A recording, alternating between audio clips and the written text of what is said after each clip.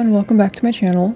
So today I'm going to show you guys the basics of using Novaskin, the resource pack editor, because a lot of people on TikTok have been asking, and I also told my friend that I would put out a tutorial so she can also reference people here. But you go to novaskin.me and then you go to resource pack creator.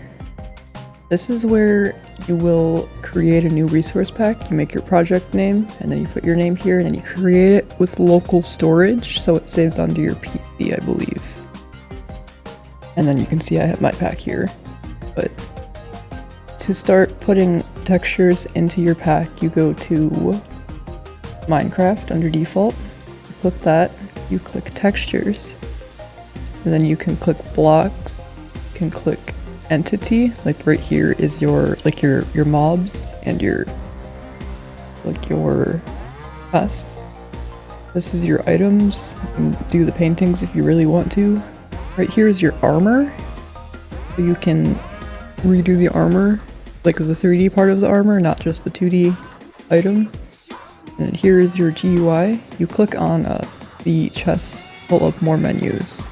So you have like the base GUI stuff right here, and then you can click on container. Then you have the container GUIs, and then you can click on that, and you have the creative GUIs. I should mention though that Novaskin is a 1.10 resource pack creator, so anything past 1.10 you will not be able to create in this pack. And then you can redo the map, which that didn't necessarily work for me. I did the map, but it didn't show up, so I don't necessarily know what's up with that. I couldn't figure out how to change the font, but you can change the font, apparently. Oh, well, I wanted to put in my own font, but it wouldn't let me. And you can do the particles. This is your basic particles. Here is your XP bar and such, and then if you scroll down a little bit, your GUI is under widgets right here. So once you have a block texture done, we're gonna go with this one. This can be like a test. Actually, I'm gonna go to a different one to show you better.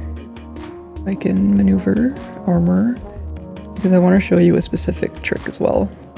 So right here, this allows you to see an individual section. And you click it again, and then you can move everything around. And then up here, it's cut off, but there's a question mark right next to the arrow on this thing, at the far right, and it gives you the information about how to maneuver your mouse and your I can't think of the word. The word is gestures, by the way. I can't think of the word. You guys know what I mean. Yeah, the ability to, yes. Down here is your color bar. To select color, well, this explains it better, but middle click, and then you can change it. You can also, let me move my thing. So there's your help right here. But you can change your color, you can paste a color in if you need a specific color.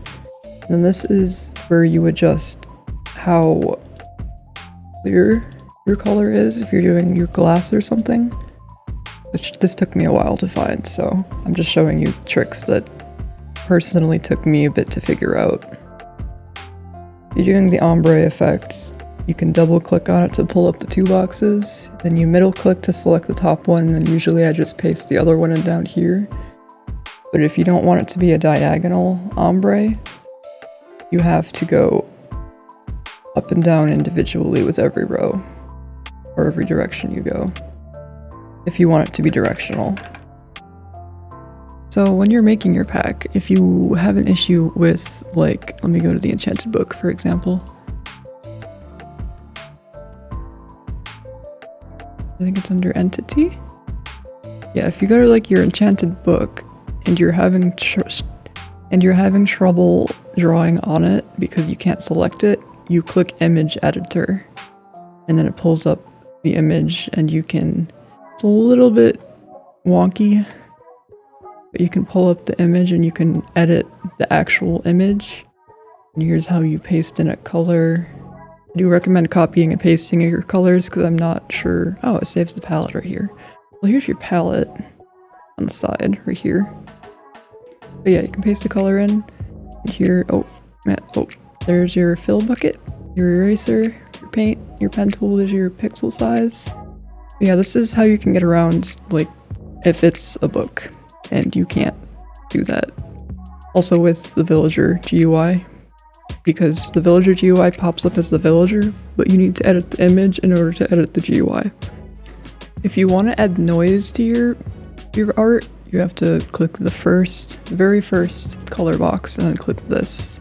So it gives you different shades of your color. Once you have your texture done, going back to a random block. Once you have your texture done, you go, I still have it selected. There we go. You go up to save resources, select a resource pack, and then you click whatever pack, like the name of the pack that you're putting it in. And you select what you want to save, and then you click save. And then once you do that, it should pop up in your pack up here, which is, should pop up right here, local. You click on it, textures, and then you can go in and look at what you've done so far. Another tip, if you're doing like the fire or the nether portal, you select one side of it, and then that colors the entire 360 of it, and then you also select each frame to color. So then once you put them all together, it has the moving animation of the fire.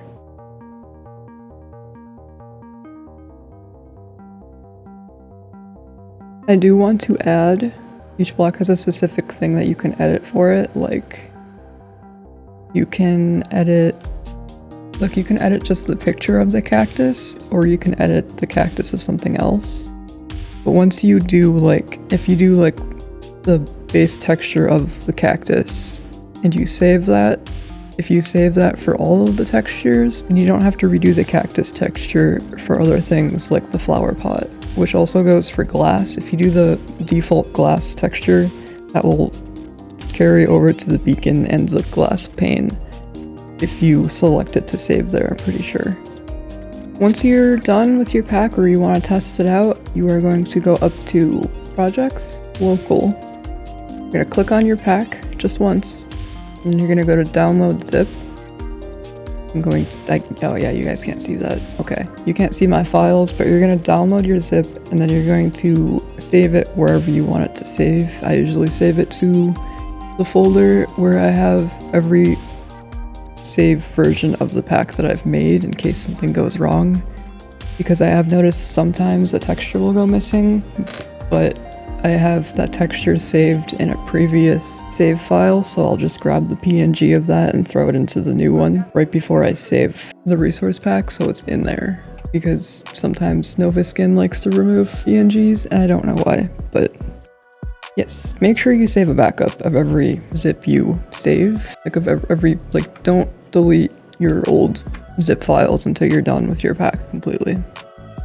I think that's everything important that I can add. If there's anything I forgot, let me know in the comments and I'll answer the question. I'll also link Novaskin in the comments, or in the description. I'll link Novaskin in the description so you guys can find it easier. And I also released my resource pack recently, so I'll also link that video below in the description as well. And yes, let me know if you guys have any questions. Thank you guys for watching. Thank you guys, those that have subscribed. Don't forget to subscribe if you're new here. And I will see you guys in the next video.